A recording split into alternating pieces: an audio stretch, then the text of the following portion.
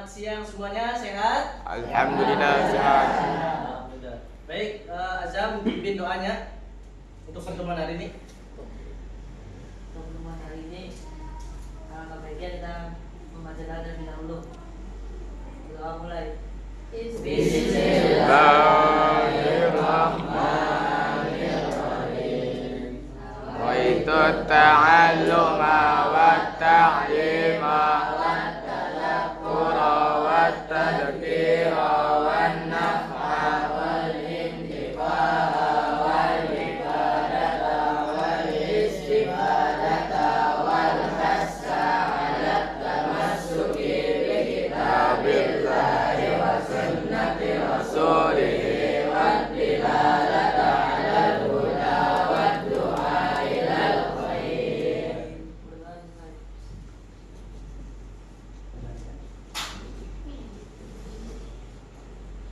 Baik anak-anak, selamat siang. Selamat siang anak-anak. Oke.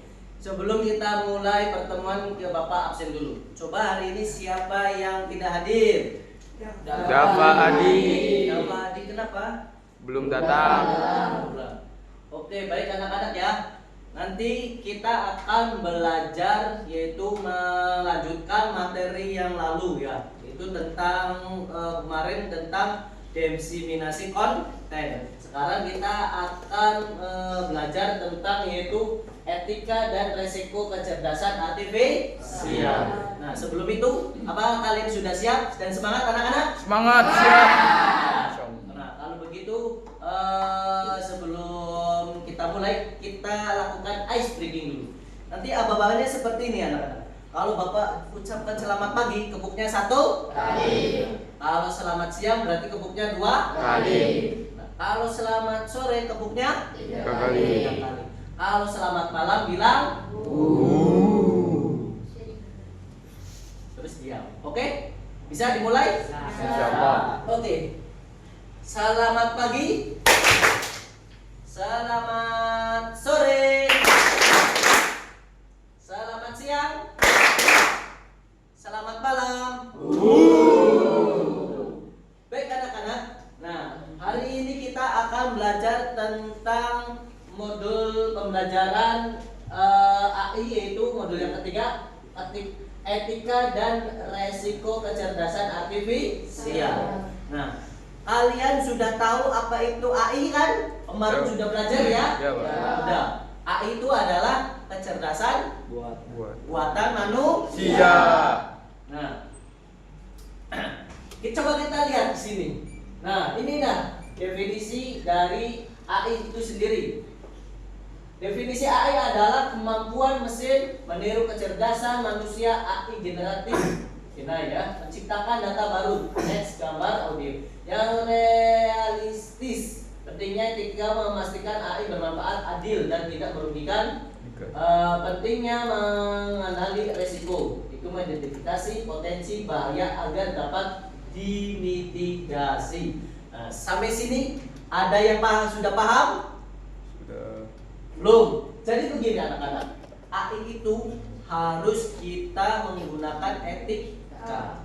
Nah, harus ada aturan. Kalau kita menggunakan AI semena-mena, nanti kita akan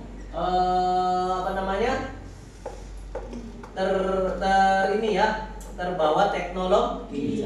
Jadi kita harus perlu adanya etika untuk menggunakan AI ini. Nah, yang realistisnya, ketika etika ini tidak merugikan kalian sendiri. Ketika gambar kalian dipasang di AI dan disalahgunakan oleh orang lain.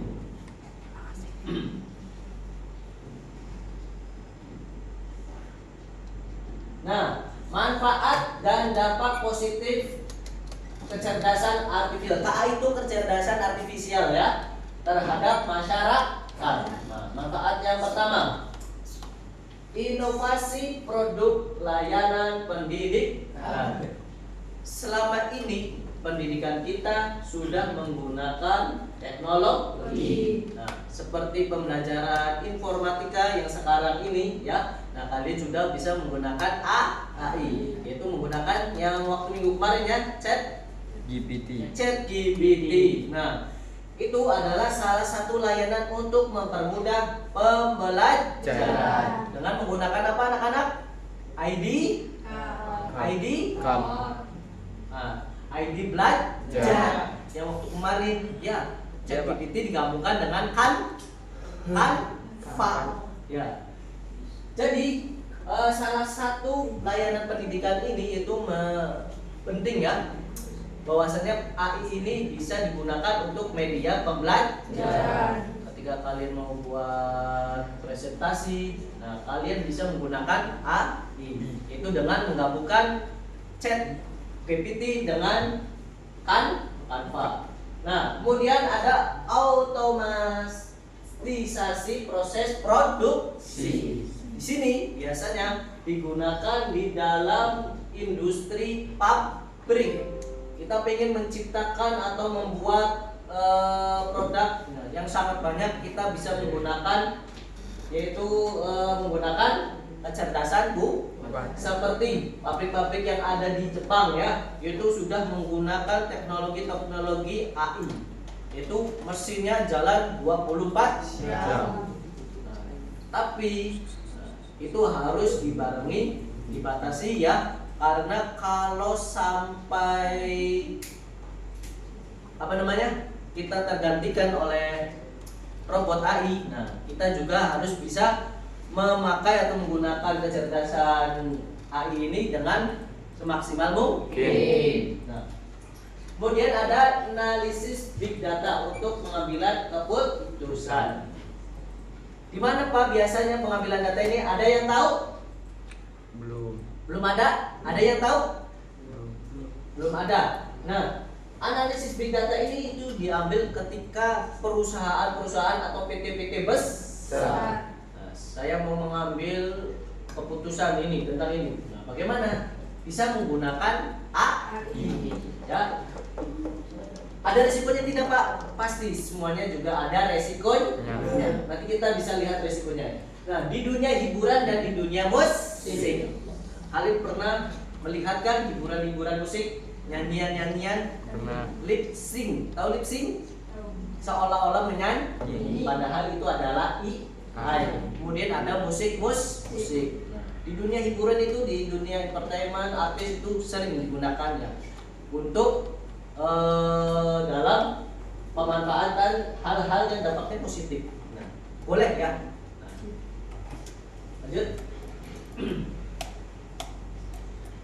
Dampak kecerdasan dalam kehidupan. Nah, pasti ada dampak positif, pasti ada dampak negatif. Nah, dampak positifnya adalah meski demikian, the fact tetaplah memiliki dampak positif bagi pengguna internet. Selain itu, untuk hiburan, The Fact sudah bisa digunakan untuk pendidikan, dunia hiburan hingga bisnis. Tadi sudah dijelaskan. Nah, ini negatifnya. Teknologi The Fact mampu memanipulasi video maupun audio yang menampakkan adegan hingga suara seolah-olah berasal dari orang sebenarnya. Hal ini menimbulkan dampak negatif. Bapak nyanyi di atas panggung, dan ternyata mic-nya nggak nyala, menggunakan. Nah, itulah salah satu dampak negatifnya ya. Nah, lanjut ya.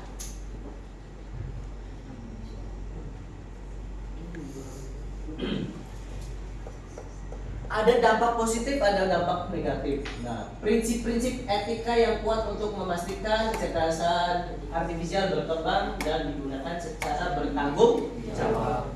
Nah, perhatikan semuanya. Penggunaan kecerdasan artifisial KA memang membawa banyak manfaat, tetapi juga memunculkan tantangan etika dan resiko yang signifikan. Nah, saat penting bagi kita untuk menetapkan dan menerapkan prinsip-prinsip etika.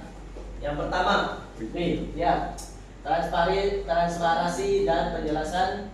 Nah, sistem kecerdasan buatan seharusnya dapat dijelaskan.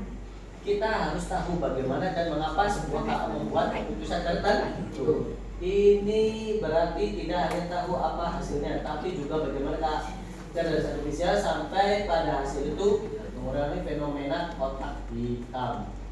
Berarti sudah jelas ya di sini ya. Nah, harus transparansi dan jelas. Buat apa? Ya. Kemudian yang kedua, keadilan dan kesetaraan. Nah, sistem KA tidak boleh diskriminasi. Tahu diskriminasi? Mengecilkan kelompok ya, individu atau kelompok berdasarkan ras, gender, usia, agama atau faktor lainnya. Hasil dan masa dampak harus adil dan tidak memperkuat bias atau ketidaksetaraan yang sudah ada dalam masyarakat. Akuntabilitas dan tata kelola. Nah, harus ada pihak yang bertanggung jawab. Siapa yang bertanggung jawab?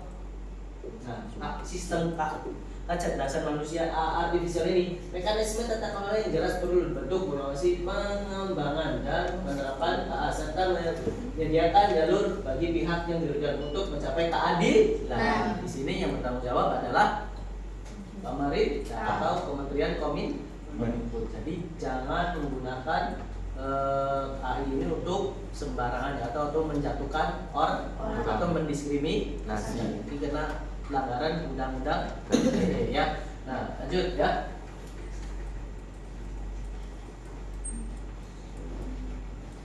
Prinsip-prinsip etika yang kuat ya, masih ini ya. Ada keamanan dan keandalan. Pasti data-data kita itu masuk ya ke sistem. Berarti sistem kecerdasan harus dirancang agar aman. Itu yang pertama ya. Kokoh dan beroperasi sesuai fungsinya tanpa menimbulkan bahaya fisik atau non fisik. Maka harus tahan terhadap serangan cyber dan kesalahan yang tidak disengaja. Tetap perlindungannya harus aman ya. Lanjut, perlindungan privasi dan keamanan. Nah, penggunaan data pribadi oleh kecerdasan harus sesuai dengan prinsip perlindungan data dan privasi. Memberdayakan manusia dan kontrol. Desain kecerdasan artifisial harus berpusat pada manusia. Jadi kalian adalah objeknya. Memberdayakan mereka dan mengurangi otonomi atau kemampuan kontrol mereka.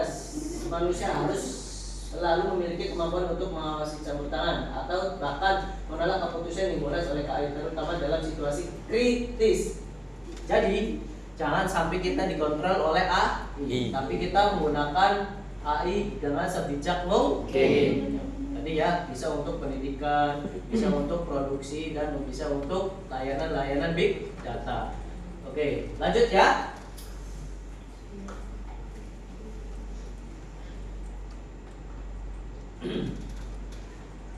Nah, ini nih, mengurangi risiko kecerdasan artifisial memerlukan pendekatan multifaceted yang melibatkan berbagai.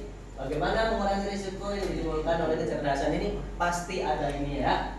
Satu ya, mengembangkan dan desain yang bertanggung jawab. Ketika kalian membuat AI harus mengembangkannya desainnya tersebut. Menggunakan apa?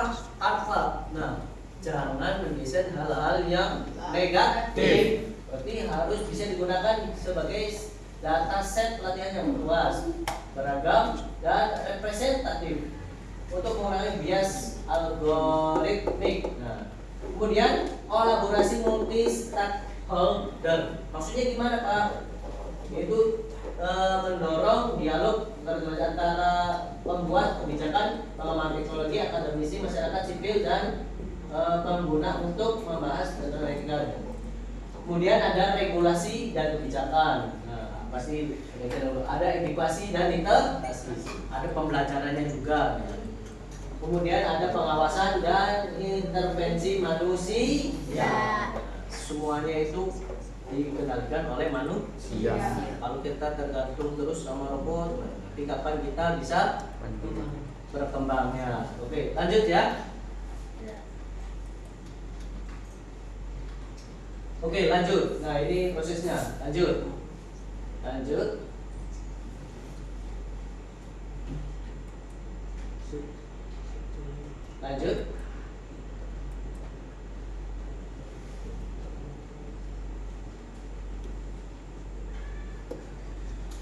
Oke, baik ya. Sampai sini ada yang ingin kalian ditanyakan?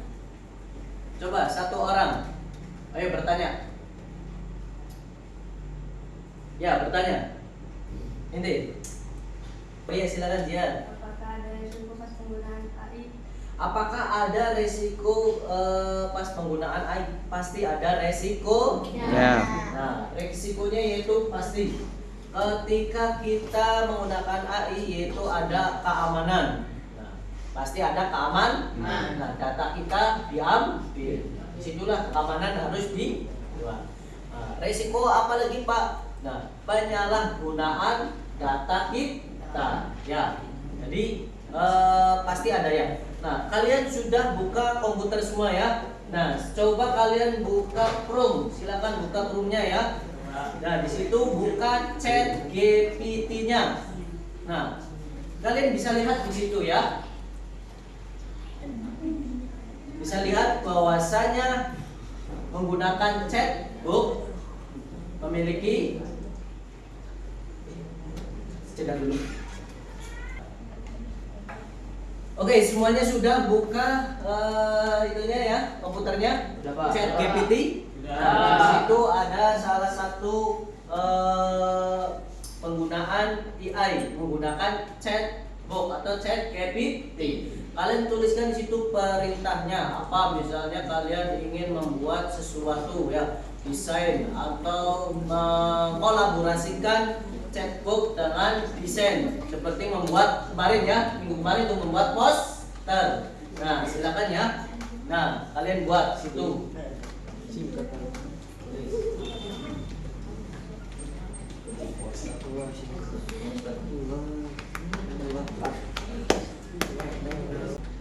Nah, iya betul, bagus ya seperti ini ya. Nah, nanti dari chat GPT tersebut yang kemarin kalian sudah praktikkan ya. Nah, itu bisa dikolaborasikan kata-katanya, yaitu didesain menggunakan Canva. Oke ya. Untuk pertemuan hari ini Bapak cukupkan sampai sini, cukup? Cukup ya. Nah, baik, kalau sudah cukup, untuk refleksinya silakan kalian isi, sudah Bapak kirimkan ke kalian masing-masing ya. Silakan dikirimkan, diketik untuk refleksi pembelajaran hari ini. Oke ya. Baik. Pembelajaran hari ini menurut kalian bagaimana? Sangat Sangat seru, seru. Pak. Ya, sangat seru. Bersemangat untuk belajar. Semangat Luar biasa. luar biasa. Oke. Kalau begitu kita tutup pertemuan hari ini dengan hamdalah. Alhamdulillah. Silakan ditutup dengan doa tutup majelis. Dipimpin. Siap. Bismillahirrahmanirrahim. Subhanakallahumma wa bihamdika asyhadu an la ilaha illa anta astaghfiruka wa atubu ilaik. Baik, nanti kita berjumpa lagi minggu depan dengan tema yaitu pembelajaran AI ya, cerdasannya. Nah, kurang lebihnya Bapak mohon maaf. Assalamualaikum warahmatullahi wabarakatuh. Waalaikumsalam.